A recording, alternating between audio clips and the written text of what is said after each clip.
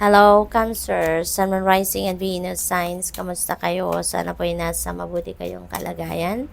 Welcome back po sa ating channel. Kung bago kayo rito, welcome din po kayo. Thank you for your support. I truly appreciate it. God bless you all. Cancer, paunang mensahe po ninyo ay opportunities. There is an important offer, no, that will be made. So be prepared and dressed to impress. Maring opportunity to for a job, no? Kasi dressed to impress. So baka meron ditong job offer na ibibigay sa inyo. Baka kayo ay mai-interview, no? This could be a job interview at ito ibibigay sa iyo na offer. Opportunities, wow, so doble na siya. Sabi rito, a stranger is about to change your life. Exciting times and plenty of action. Plus, a special family reunion looks likely. Ayan, so siguro meron ditong makikilala kayo, no? Na stranger, and this person is going to offer you something. Baka ito yung magbubukas ng pinto para sa iyo sa bagong karera, bagong negosyo, or bagong trabaho. So, maari din ang iba sa inyo dito, merong mga pagtitipon sa pamilya, no? May family reunion or any kind of reunion, no? Baka sa mga kaibigan ninyo, mga dati ninyong katrabaho, something like that.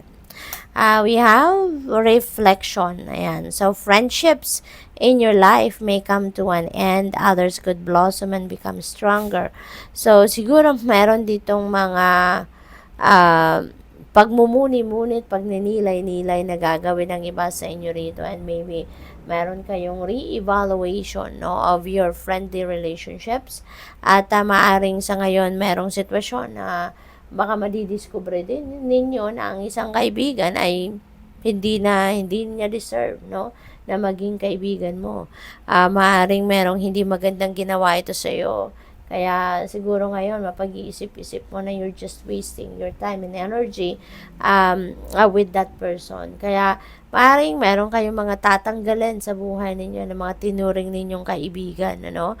And meron din kayong mga pagfo-focusan na or pagbibigyan ng mas maraming oras ninyo and love, no, na mga kaibigan. What else? We have declutter. Ayan, yung pagtanggal ninyo sa mga kaibigan ninyo ito, yung mga tinuring ninyong kaibigan. That is also one, no, na talagang gagawin ninyo because you also have decluttering energy. This is declutter your life. Ito yung sabi sa'yo, no, linisin mo na yung buhay mo ngayon. Tanggalin mo na yung mga tao, bagay, sitwasyon that doesn't deserve their time, diba?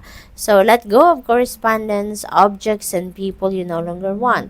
Someone will hurt your feelings and reveal a new side of themselves that you may wish to avoid.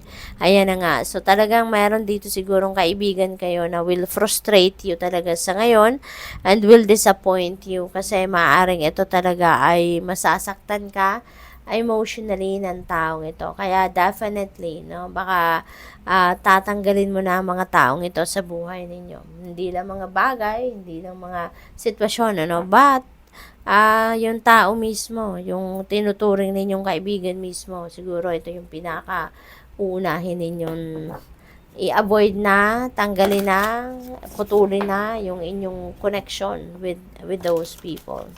So, isasara mo na yung pinto ninyo para sa mga kaibigan na to, yung mga fake friends na ito.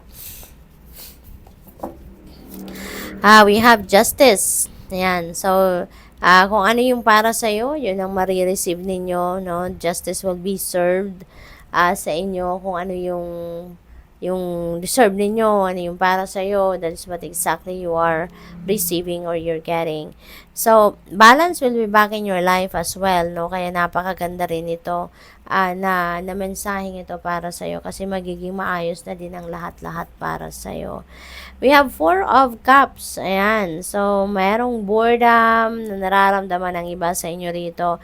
Parang nanggagaling kayo rito sa isang sitwasyon na disappoint din kayo. Baka may mga dissatisfaction din kayo sa buhay na naramdaman. Kaya, eto na, this is a heads up para sa'yo na Cancer may offer na binibigay sa inyo ng Divine Universe. But because nasa low vibe energy kayo, kaya wala kayong gana, hindi ninyo pinapansin ito. So, ano to sa inyo, paalala na look around you, okay? Look around kasi merong mga offer dito ang universe para sa'yo.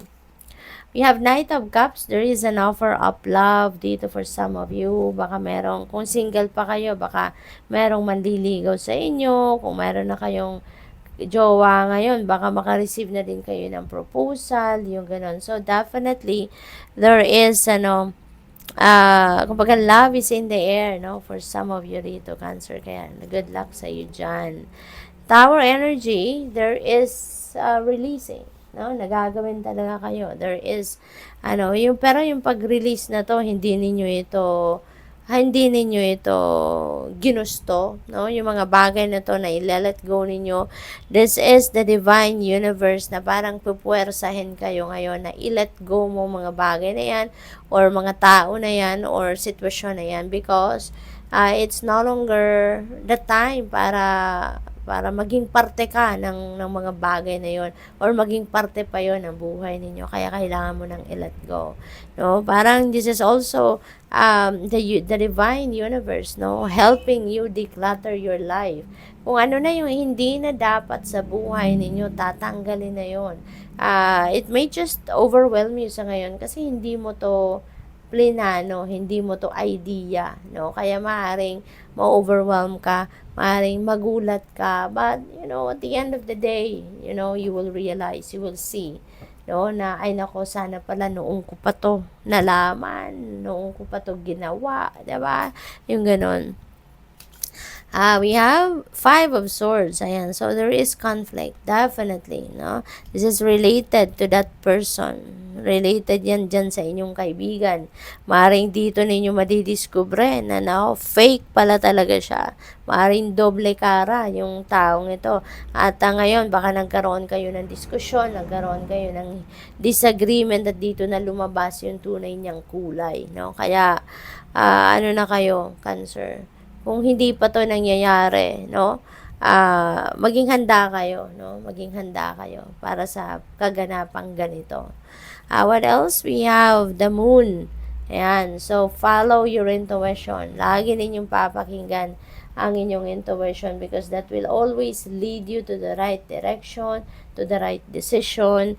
Maaaring magtatanong kayo sa sarili ninyo, what do I need to do now? What is the best thing to do right now, no? Follow your intuition, okay? Para hindi kayo magkamali. So, good luck. Thank you for watching Love and Light. Namaste.